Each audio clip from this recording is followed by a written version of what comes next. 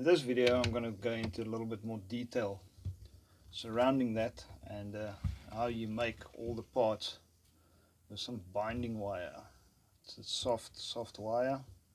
So to steering on this little guy here, I've already taken the liberty to drill the rivets out. Nothing to that. Poof, comes apart. Model I picked up a couple of days ago with its brother over there.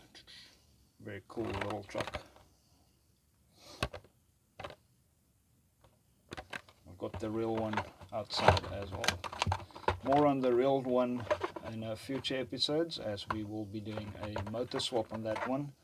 We're going full 383 bored and stroked Mopar with a little bit of a kick, around 500 horsepower. But for now, back to this little guy. Okay, body, we're not going to do it now. There's the main guy. Chassis we're going to modify, and like the previous video it showed, cut it off there because we're not going to be using those tabs anymore. Anyway, so in there you'll see the axle sitting right down there. Just go in there with a modeling knife, cut those tabs away. So you can pop that axle right out.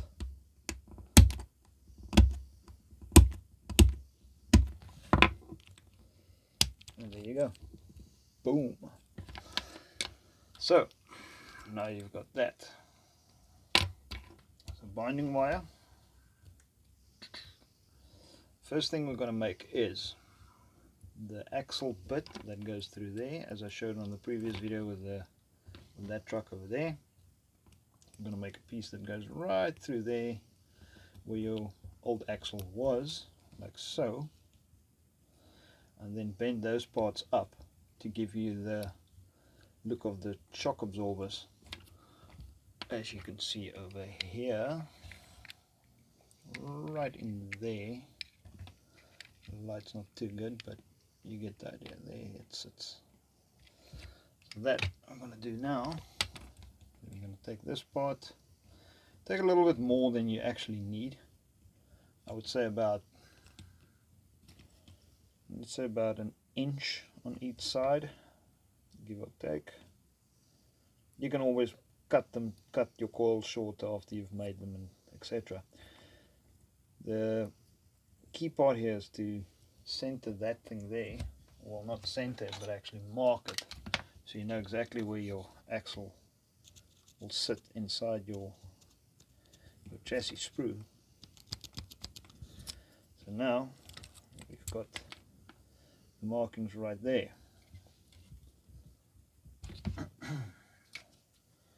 Now we take that, we cut it off more or less there. Alright, now the easiest part I found was to actually curl the coils on their own before you actually bend this part up. So what we do is we take another piece of wire, and then we start by crossing it like so, getting your needle nose plier in there. So clamping it like that, which will then give you a piece, seeing as we're going to still make the uprights that pivot through the so-called coil. So we're going to be making the coil section now, going around this piece of wire right here. Don't worry about that first part, we can always change that at a later stage. Not change it, but bring it in slightly more. So go as tight as you possibly can. You have to be very tight on the other wire, otherwise everything's just going to be loose and have way too much play. Go around and around and around, all depending on how big you want your coil. but I always keep it at less than less than a quarter inch. So now that you've got your coil,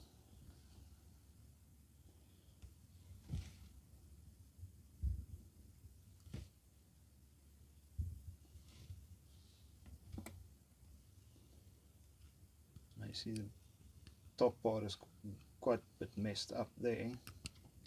So all we do now is you can either push that slightly down, but I normally just snip it off, and then you've got a nice coil section right there. As you can see, that pivots around the one in my hand, so that will become our axle with upright coils. So now, part that you snipped off, you can either snip it or cut it with a cut-off blade out of a Dremel or as such, but for now we've got that.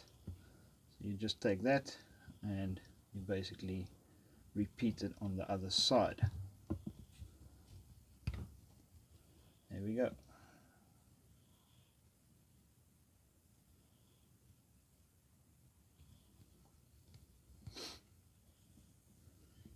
Again, you just have to make sure it still fits nicely in here.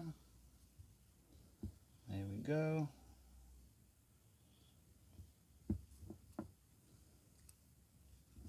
Just make sure that your markings are still there, and also keep in mind you want that coil part to be outside the sprue, not inside, because obviously then it can't take a wire to go through it.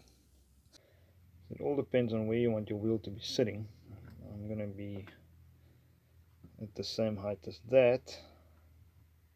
I'm going to be having it going through there and then coming out towards the wheel. Now the trick here is actually to have your piece actually going straight through, and then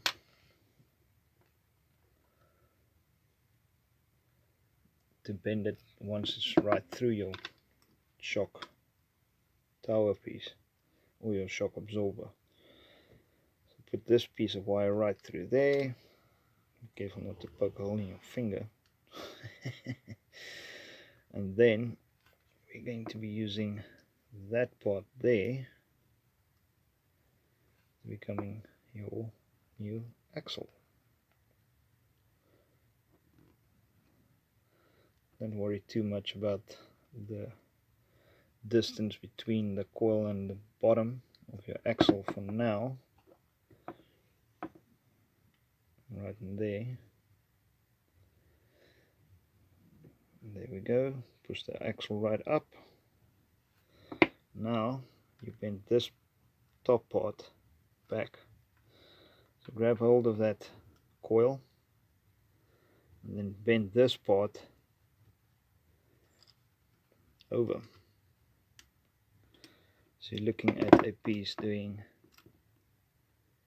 that. Once you've done that, bend this part up again.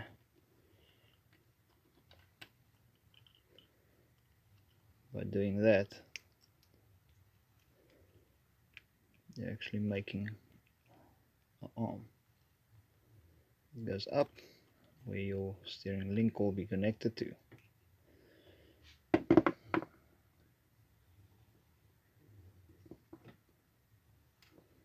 Now you've got that motion going. So once the two are connected together with the link, as with the Silverado, you turn the one wheel, the other one follows.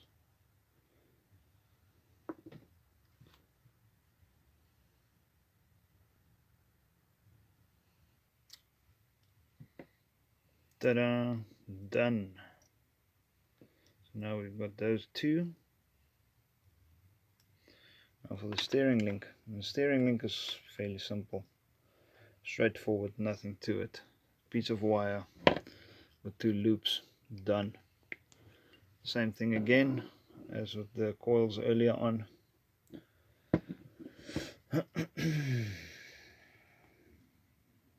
Pinch it there, take it around, just over a full turn, you'll have a coil. So other one made, link bar in between, steering link in, and I used part of that sprue that was up front, cut a little slot into it right there so that that steering link can be held in place using that. So now when you turn, it's a smooth action right through there.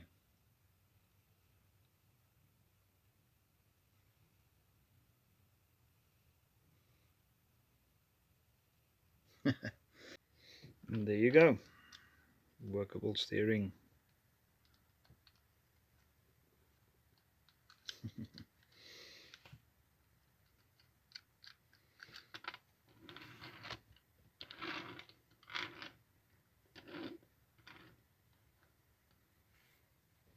Hope you guys enjoyed that, and share with us your builds, as well as if you've got any questions surrounding this or anything else on those bed dancers and trucks and stuff in the back, or on any previous videos. Be sure to put a comment down and I will get back to you as soon as possible and answering all your questions. Some might have seen that car as well. Special built Chiron gasser, I like to call it gasseron. Anyway, more on that at a later build, at a later stage. Thank you guys for watching. Make sure to like and subscribe, and as I said, much more to come on this channel, so stay tuned and stay safe. Cheers.